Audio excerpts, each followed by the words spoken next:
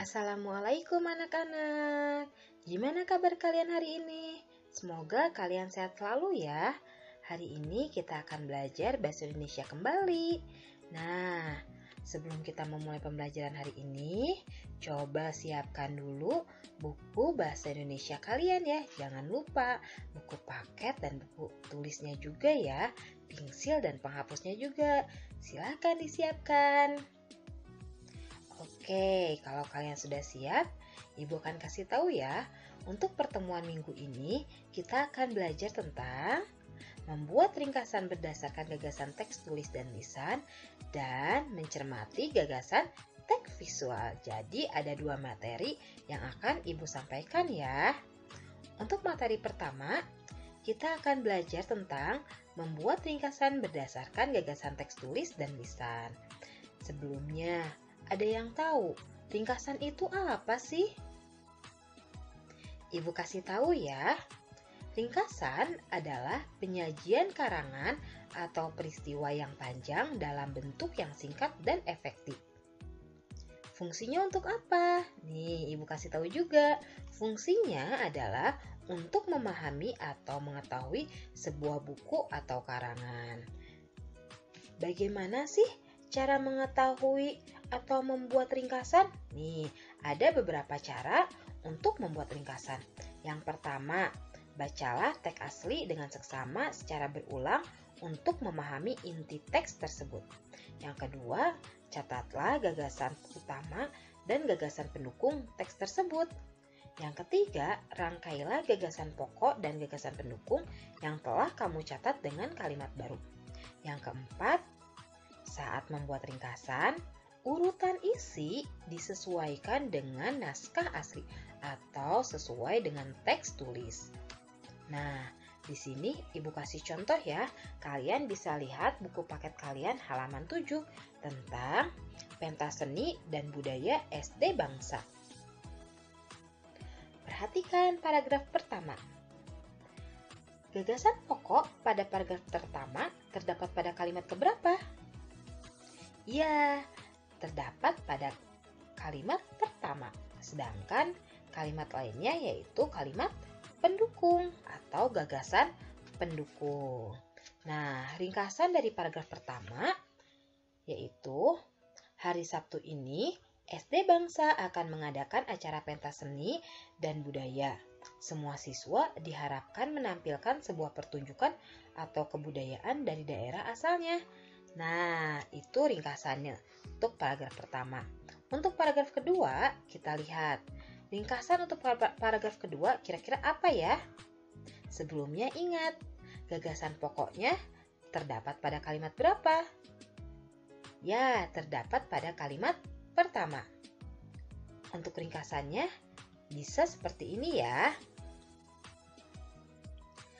Bayu, Fitri, Alex, Tasya, dan Edo sangat bersemangat menyambut acara pentas seni tersebut. Mereka saling menceritakan tentang persiapan pertunjukan yang akan mereka tampilkan. Nah, ini ringkasan paragraf kedua. Sedangkan ringkasan dari paragraf ketiga yaitu saat pentas seni berlangsung, Bayu, Fitri, Alex, Tasya, dan Edo mulai memperlihatkan kebudayaan daerah asalnya masing-masing kepada teman-temannya yang lain. Fitri dan Tasya menampilkan tarian khas asalnya. Nah, ini adalah contoh membuat ringkasan dari teks tulis. Nah, sekarang kita dengarkan ya teks lisan berikut ini. Pertunjukan wayang kulit merupakan salah satu pertunjukan drama tradisional di Indonesia, terutama di Pulau Jawa. Pertunjukan ini biasanya berlangsung pada malam hari selama kurang lebih 9 jam. Cerita yang ditampilkan pada pertunjukan wayang kulit seringkali diambil dari cerita Ramayana, Mahabharata, Kalarau, dan cerita Panji. Selain itu, seluruh cerita dalam pertunjukan wayang kulit ini biasa dibawakan dalam bahasa Jawa. Dalam pertunjukan wayang ini, Tokoh-tokoh yang berperan adalah boneka-boneka wayang yang terbuat dari kulit kerbau yang dikeringkan. Wayang-wayang kulit tersebut nantinya akan dimainkan oleh seorang dalang atau tukang cerita. Dalang ini memiliki peran yang sangat penting dalam pertunjukan wayang kulit, karena ia yang memainkan semua boneka wayang dan menyuarakan teks mereka. Para penonton dapat menyaksikan pertunjukan wayang kulit dengan cara duduk di depan kelir. Kelir ialah tirai dari kain putih untuk menangkap bayangan wayang kulit. Jadi, para penonton itu hanya bisa melihat bayangan boneka wayang kulit.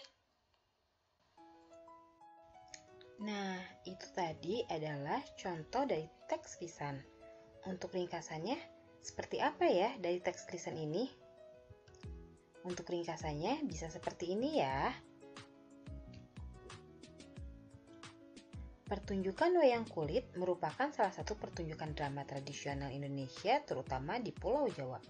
Pertunjukan berlangsung pada malam hari selama kurang lebih 9 jam. Tak jarang ceritanya diambil dari Ramayana, Mahabharata, Kalarau, dan cerita Panji. Cerita yang disampaikan biasanya menggunakan bahasa Jawa.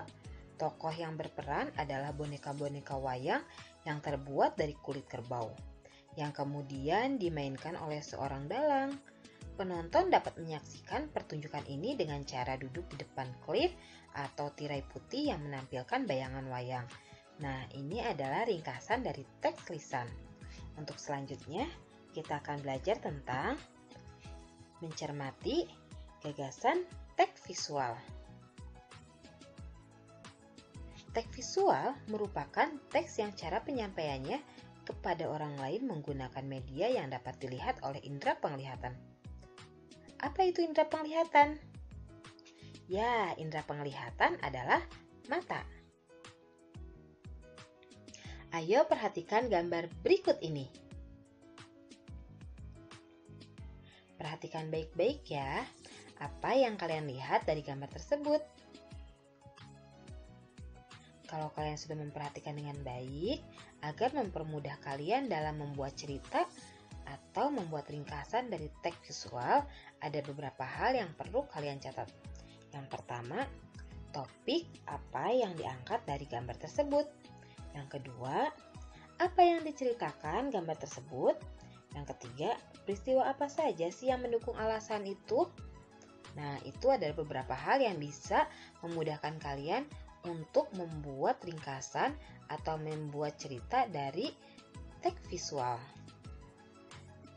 Misalnya, beberapa anak dari berbagai suku bangsa mengikuti kerja bakti untuk membersihkan jalan. Meskipun mereka berasal dari daerah yang berbeda, mereka tetap bekerja dengan sukacita. Perbedaan suku, agama, atau warna kulit tak jadi masalah bagi mereka. Mereka tetap saling membantu satu sama lain. Nah, itu adalah contoh dari teks visual. Untuk selanjutnya, kita latihan ya dari materi yang sudah kita pelajari hari ini. Perhatikanlah teks visual berikut ini. Nah, kalau kalian sudah memperhatikan dengan baik, silakan kalian membuat cerita tentang teks visual yang sudah kalian lihat. Buatlah cerita ke dalam 2 paragraf ya. Ditulis di buku tulis bahasa Indonesia. Apabila sudah selesai, jangan lupa fotokan hasil pengerjaannya dan dikirim ke ibu atau bapak guru ya. Ingat, kerjakan tepat waktu agar kalian bisa istirahat. Terima kasih sudah menyimak video pembelajaran hari ini.